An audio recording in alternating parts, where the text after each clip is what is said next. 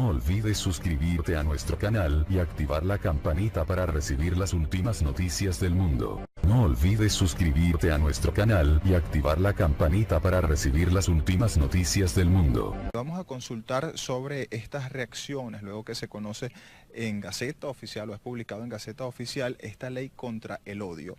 ¿Qué significa una ley contra el odio, tanto para los ciudadanos, la sociedad civil, es decir, y para los trabajadores de la prensa, cuando en esta Gaceta que vemos publicada el día de ayer, cuando se oficializa este anuncio, no se explica o se determina qué es un odio o qué significa el odio, o cuáles son estas formas en que se está contemplado el odio contra aquellas personas y cuáles son los delitos que propiamente se les pueden aludir a esos ciudadanos.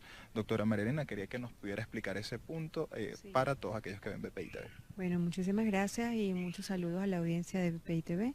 Efectivamente, después de la ley resorte, nosotros podemos calificar esta ley contra el discurso de odio como una de las leyes más punitivas y más restrictivas al tema de libertad de expresión y a los derechos civiles de los venezolanos.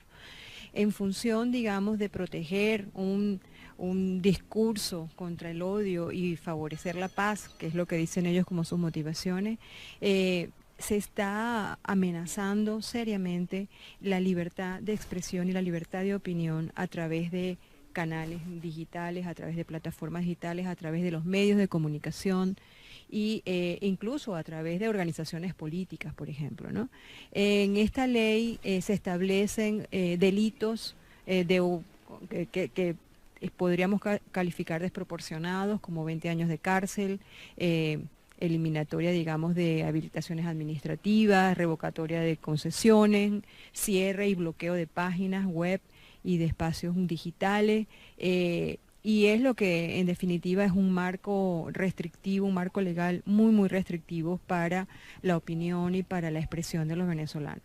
Que la verdad es que la sociedad venezolana había encontrado en las redes sociales unas ventanas de expresión y unas ventanas de opinión, pues, de lo que está ocurriendo en Venezuela frente al cierre de medios, frente a la desaparición de espacios informativos, como estamos viendo en general en estos últimos años.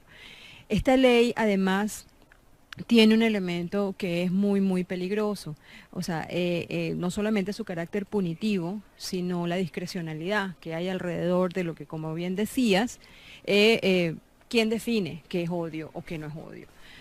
Tenemos 18 años en una sociedad marcada por un discurso de odio, pero ese discurso de odio, los voceros principales han sido los altos funcionarios del gobierno, desde el presidente Chávez para abajo.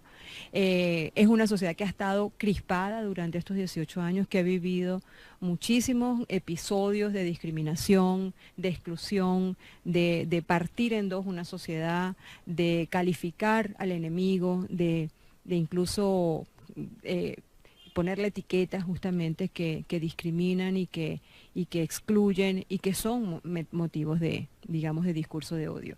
Entonces, si son ellos ahora los que tienen que juzgar qué es el odio de los otros, o sea, de la expresión de odio de los otros, lo que estamos viendo en el fondo es una ley que quiere acallar la disidencia, que quiere acallar las voces distintas, diferentes, y que se están amparando en un discurso como este, de odio para lograr ese objetivo. Entonces nosotros tenemos que alertar sobre esa situación, porque no es a través de una ley que se va a controlar ese discurso de odio. Ya el discurso de odio está plenamente estipulado en normativas, en estándares, digamos, en leyes incluso supranacionales.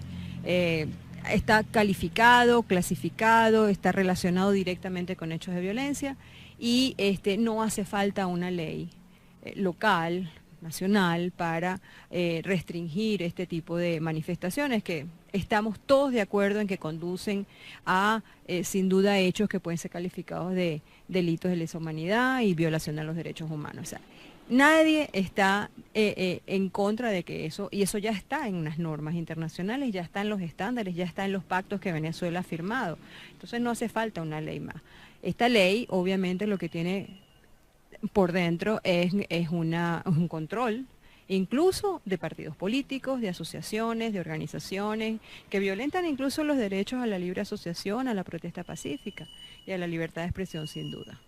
Doctora Balbi, una particularidad que dice esta ley o que menciona es que se tiene que fomentar aquellas propagandas que promuevan la paz. Esto pudiese aseverarse o pudiese decirse que se tratan de esta publicidad o esta propaganda que realiza el gobierno en medios televisivos y de radio. Es una de las sanciones o digamos uno de los artículos que establece esta ley contra el odio y habla de 30 minutos por lo menos a la semana que se deben publicar este tipo de propaganda. ¿Cuál será la finalidad de esta ley o digamos de este tipo de medidas? Porque se habla de esta disposición, se habla también incluso de sentencias de 10 a 20 años y de publicar a través de las redes sociales. Digamos que no se podía tener un control absoluto como ya se viene haciendo con algunos medios nacionales, sino que también aquellas publicaciones, aquel tuit que promueve el odio a juicio de aquellas personas que van a juzgarlo, puede ser sancionada entre 50.000 a 100.000 unidades tributarias. Sí. ¿Cuáles son esas implicaciones? ¿Cómo pudiese afectar directamente a la libertad de expresión? Bueno, yo creo que lo primero que va a surgir con todo esto es una gran autocensura, porque frente a esos delitos tipificados y a esas penas establecidas en la ley, obviamente eso lo que va es a alimentar aún más el miedo y la autocensura y los silencios que hay en la sociedad venezolana. Por supuesto que esto afecta a todas las instancias. Esto no es nada más un tema de los periodistas, no es un tema, esto es un tema que va a afectar a toda la sociedad. Bajo ese argumento digamos, generar y facilitar la paz. La paz no la vas a lograr con una ley, la paz la tienes que lograr con acciones claras, directas y transparentes de cómo tratar al disidente y al que piensa diferente en una sociedad democrática. Y eso no es lo que nos ha demostrado en ningún momento el gobierno venezolano ni sus políticas públicas. Entonces, pretender decretar la paz a través de una ley como esta, que en el fondo lo que esconde es una persecución justamente a quienes piensen diferente, es una contradicción que bueno, la sociedad venezolana va a empezar a vivir de manera permanente de ahora en adelante, porque con esta ley lo que logran es darle ese marco legal a la intervención justamente de plataformas digitales, de redes sociales, de ese discurso que había encontrado por esos mecanismos pues mucho más expansión y mucha más expresión.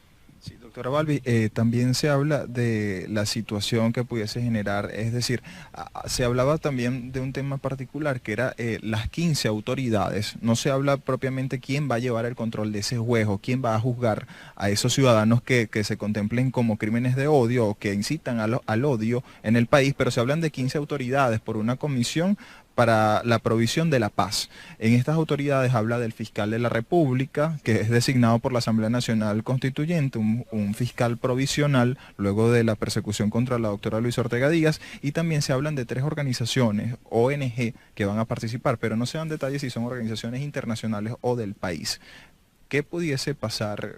¿Cómo se pudiese garantizar que esas personas sean juzgadas con equilibrio cuando estas autoridades ya tienen simpatías o están cercanas al gobierno? Bueno, yo creo que va a pasar lo mismo que ocurre con los directorios de Conatel, con todo el comité de usuarios, que sencillamente, primero, desconocemos por quiénes está formado, en segundo lugar, no son cuerpos plurales, no son cuerpos en donde haya una representación, digamos, de todas las partes de la sociedad, sino que hay una representación única y exclusivamente pro gobierno, de instituciones progubernamentales, y eso nunca puede garantizar la pluralidad y el criterio, digamos, a la hora de juzgar que puede ser considerado por ellos como un discurso de odio. Entonces creo que esto no garantiza para nada la independencia de ese cuerpo que va a ser el encargado de juzgar este tipo, de tomar sacar estas conclusiones, y creo que de entrada ya hay una falla de origen, pues, ¿no? Por eso es que también pensamos que esta ley va en contra justamente de la pluralidad, va en contra de la diversidad de discursos, y como siempre hemos dicho, o sea, ninguno de estos discursos puede estar por encima del articulado que está amparado en la Constitución, como es el artículo 57 de la libertad de expresión.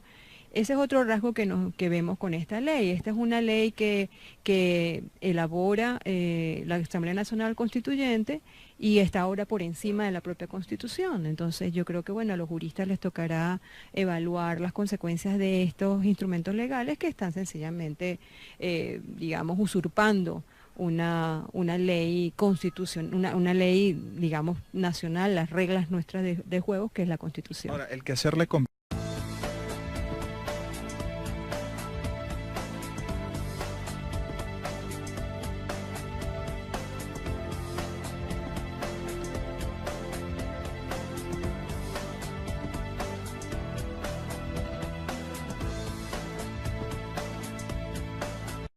No olvides suscribirte a nuestro canal y activar la campanita para recibir las últimas noticias del mundo.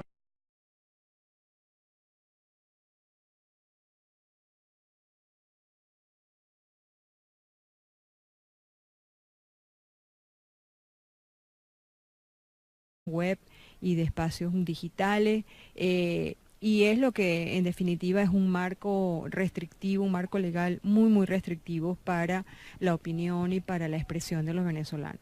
Que la verdad es que la sociedad venezolana había encontrado en las redes sociales unas ventanas de expresión y unas ventanas de opinión, pues, de lo que está ocurriendo en Venezuela frente al cierre de medios, frente a la desaparición de espacios informativos, como estamos viendo en general en estos últimos años. Esta ley, además, tiene un elemento que es muy peligroso, o sea, no solamente su carácter punitivo, sino la discrecionalidad que hay alrededor de lo que, como bien decías, ¿quién define qué es odio o qué no es odio? Tenemos 18 años en una sociedad marcada por un discurso de odio, pero ese discurso de odio, los voceros principales han sido los altos funcionarios del gobierno, desde el presidente Chávez para abajo. Es una sociedad que ha estado crispada durante estos 18 años, que ha vivido muchísimos episodios de discriminación, de exclusión, de partir en dos una sociedad, de calificar al enemigo, de incluso ponerle etiquetas justamente que discriminan y que excluyen y que son motivos de, digamos, de discurso de odio. Entonces, si son ellos ahora los que tienen que juzgar qué es el odio de los otros, o sea, de la expresión de odio de los otros, lo que estamos viendo en el fondo es una ley que quiere acallar la disidencia, que quiere acallar las voces distintas, diferentes, y que se están amparando en un discurso como este, de odio para lograr ese objetivo. Entonces nosotros tenemos que alertar sobre esa situación, porque no es a través de una ley que se va... ¿Quién va a llevar el control de ese juego? ¿Quién va a juzgar a esos ciudadanos que se contemplen como crímenes de odio o que incitan al odio en el país? Pero se hablan de 15 autoridades por una comisión para la provisión de la paz. En estas autoridades habla del fiscal de la República, que es designado por la Asamblea Nacional Constituyente, un fiscal provisional, luego de la persecución contra la doctora Luisa Ortega Díaz, y también se hablan de 3 organizaciones, ONG, que van a participar, pero no se dan detalles si son organizaciones internacionales o del país.